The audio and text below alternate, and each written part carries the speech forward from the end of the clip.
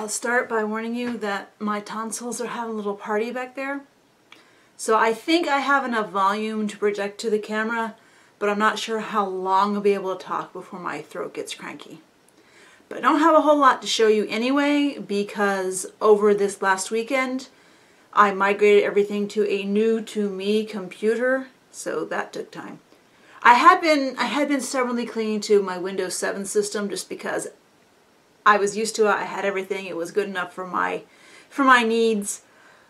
But they're discontinuing support from Windows 7 next year, so I went ahead and grudgingly went on to Windows 10. There's still little tweaks I need to do, like apparently my monitor is old and a weird aspect ratio, and the drivers aren't good for it, so I'm working toward getting another monitor. So right now it's kind of unpleasant to use because I have this weird monitor and everything's big and it's all cramped, but it's gonna be fine. So by the time you see this, I will have edited my first video on this new system, so hopefully that will go effortlessly. More effortlessly than it's taken me to actually say the word effortlessly. So what did I do? Well, on Thursday I got a box from QueenOfSquids. And QueenOfSquids, besides making beautiful doll clothes and really fascinating inventive customs, has started experimenting with making resin eyes for dolls. So I have some of the eyes here that have not found their way into dolls yet to show you the kind of stuff she does. She likes sparkly things and glitter and rhinestones and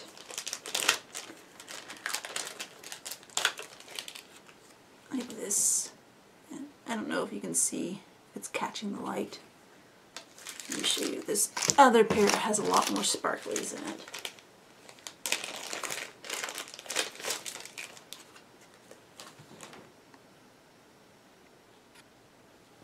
So she asked me if it was okay to send me some of the eye experiments she's been doing, and I said sure. And then I got this huge, amazing pile of eyes. I'm not even going to show you all of them in this video.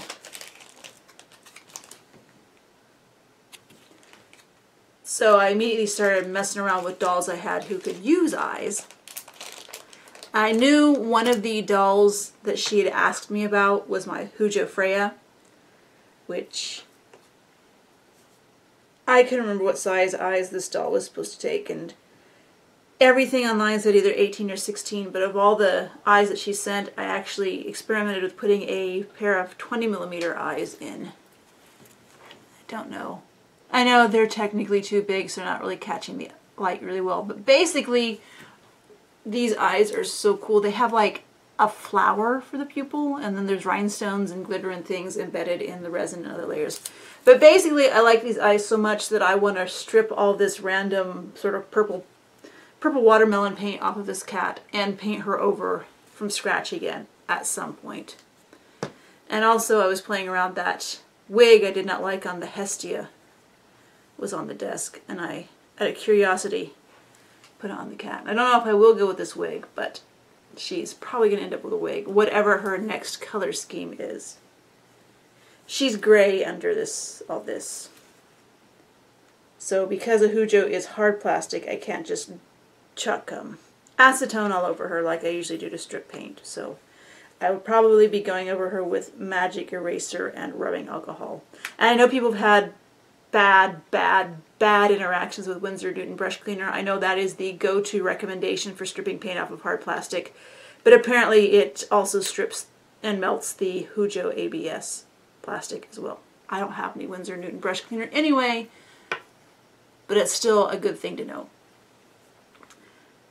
Let's see, and vague segue. I mentioned this had been on the Hestia, and I put one of the wigs from Safi from Fire Spirit on the Hestia. Well, Hestia also has inset eyes, and she had big blue eyes, and like I said, blue eyes are fine, but the world has a lot of blue I love. Doesn't need it from me. So I was happy to try to get one of these pairs of fantasy eyes from QueenOfSquids in. So I went with these. I don't know if I'm doing this right, so you can see that in each eye on the bottom there is an iridescent heart.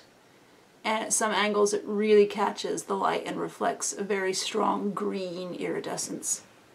So I'm liking this doll a lot more now that I've messed around with her and started to customize her and experiment with her. I don't think I mentioned before that I was thinking about repainting the lips because it's a very neutral color. And I know neutral colors have their place in the world, but you know, I like to have everything, every color all at once. But I'm learning to like neutrals, but once I got these kind of peachy eyes in her, they match the lips really well too. I mean, there was a toss-up about which eyes I would use for her. Even these are the really tiny pupil looked interesting, but I went with these because it does match the lip color. So there's her.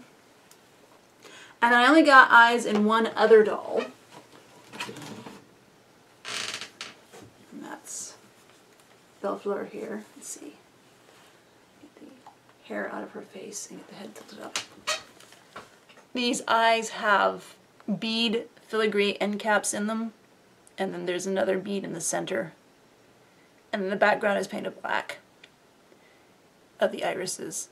But I think that's an interesting, for, you know, her name is Bellefleur, it's beautiful flower, so she has kind of a vague floral theme. And up close, I don't know if it's focusing, you can tell that it's very mechanical with metal and the bead and everything.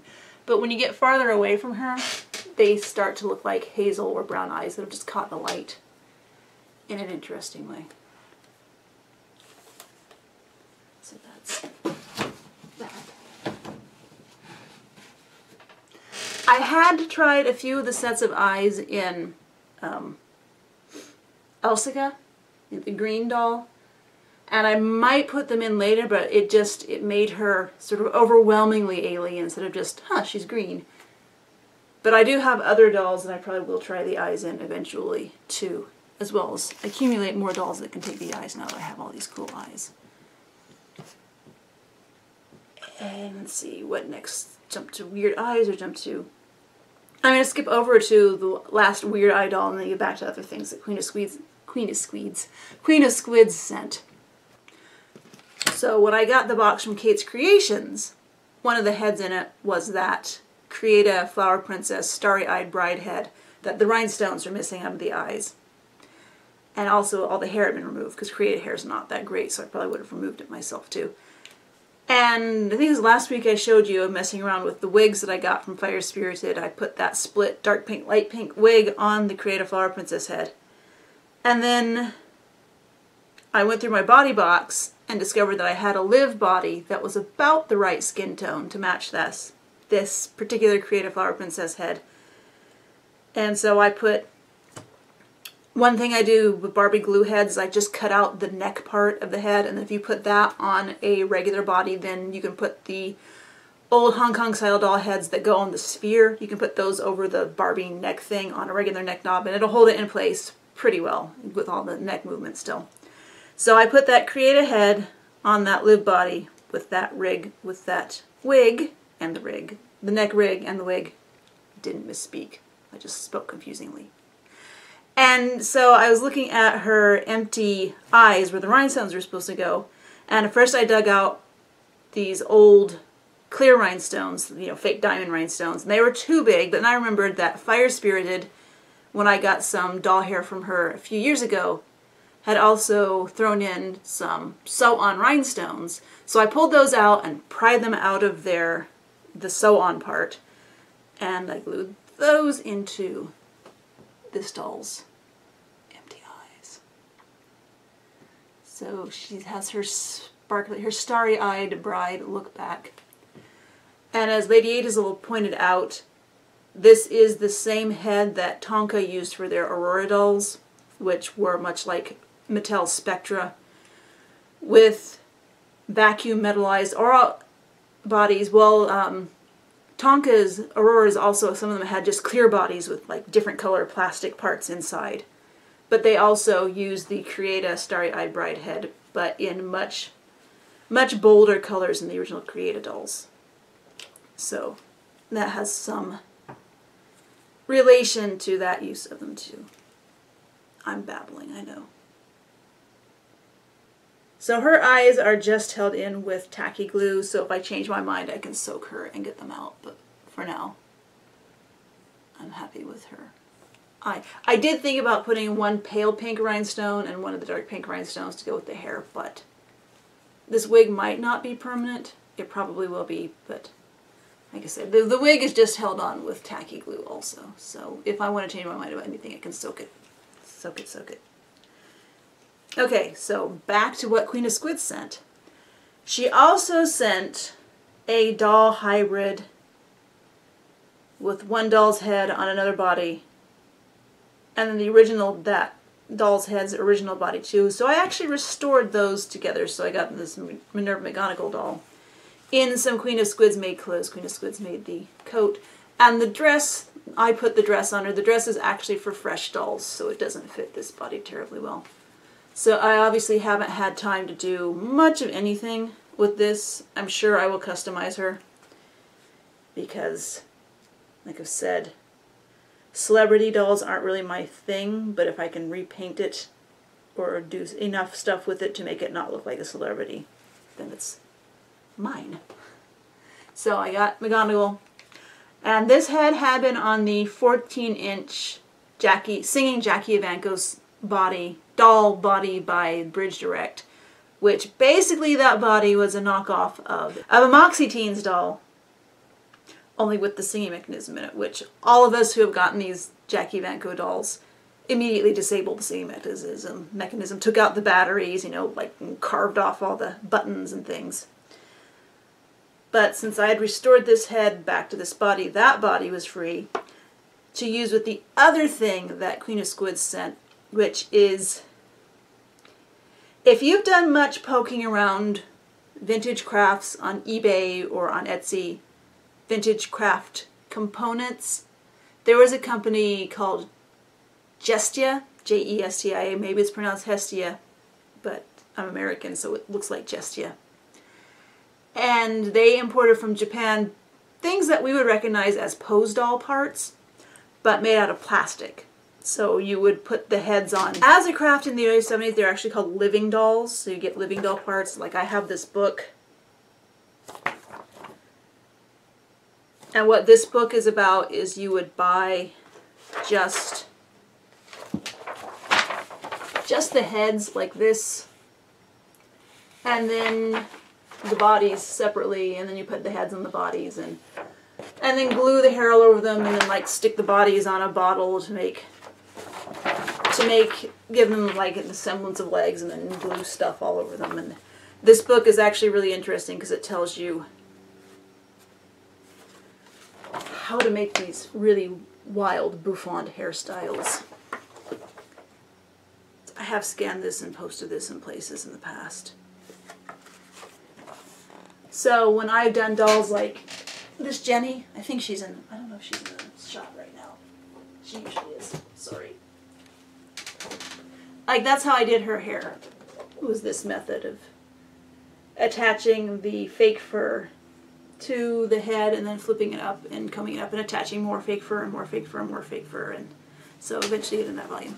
Anyway, the company that made these doll heads, Gestia, they would make them in various, they would either make, you could get them, and I've had Gestia craft heads before. Actually this was a Gestia craft head that Free Tray sent a while ago. And I'd had one with black hair before. And I think I've had them with some other skin tone, other hair colors. But you could buy it just with this, with the styrofoam inside and the hair on it already, and then you would put it on bottles or bodies or whatever. But I had put this on a Jackie Evancho body. See, she's got speakers. A few years ago. So as soon as I saw that Queen of Squids has sent a part of a Gestia craft head, and also that Jackie Evancho body, so that's why I swapped Minerva back to her original body, and was determined to get this Gestia head that Queen of Squids sent onto this other Jackie Evancho body. The thing is, whereas this one was a complete finished head with, there's like styrofoam glued inside, and then this faux fur was glued on the styrofoam, that's how the doll was sold. And there was like, it was on one of those like floral paper wrapped wires with a Gestia tag on it. So obviously I removed the wire and dremeled out the neck and got this head on the body. Well, the one that Queen of Squids sent was just the face. The face and like the bottom of the head and a tiny bit of the back of the neck, ears, nothing inside except a Gestia Made in Japan sticker. So I used this one as a guide, and I scrounged styrofoam bits from around the house, like husband had in his tabletop gaming war terrain. He had stash of potential items. He had some little styrofoam balls, and that fit in the top of the head. And then I got some of the other styrofoam out and like started hot gluing stuff in all around, and grabbed another piece of fake fur and hot glue. Anyway, I ended up with her. And I'm pretty sure Queen of Squids made these leggings too. So you can see they do not use the same head sculpt, they do not use the same paint, but they are obviously related, that they are plastic craft components that are living dolls / pose dolls that I then put on the Bridge Direct 14-inch Singing Jackie Evanco body that is a knockoff of Moxie Teens. And also just because, just to prove to myself they're big enough, these are prototypes of the blouse pattern that I shared that do fit this 14-inch body. So if you happen to have Moxie Teens or other 14-inch bodies around this size, they can wear that shirt too. This is my prototype, so actually the sleeve is a little bit wider, but obviously it'll fit in a smaller. The smaller sleeves of the finished pattern will fit. And I am rambling and losing my train of thought, and my tonsils are unhappy. So I think that's going to be it for this week. The big holiday is coming up, so my next video will be recorded the day after that, and the kid will be home from school. So I may or may not have anything to share next week, but we'll find out next week. Thanks for watching, and enjoy your week, whatever you do with it.